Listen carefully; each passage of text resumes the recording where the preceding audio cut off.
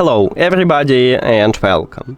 In this video I'm going to show you how to customize controls for your headphones Beat Studio Pro.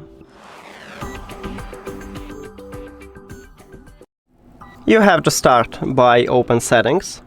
If you connect your headphones to your iPhone, you will see the line in the settings with your headphones. Tap at this line, or you can go to the Bluetooth and click the information icon near to your headphones. You have the same menu.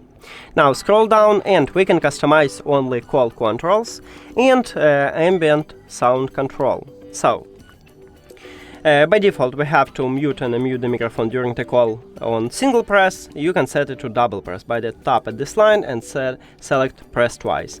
And it automatically change to finish the call to single press if you change to mute with a double press. And the same if you want to, let's say, click at the finish the call with a double press, you select it and it automatically change mute and unmute. Okay, what about ambient sound control? So, by default, using controls, we can swap between ANC and transparency mode. If you want to also swap to normal mode, you need to click at the off. If you, let's say, you don't need to use transparency mode, just tap at the transparency mode and we have a check mark here, and now we will swap only between ANC and normal mode.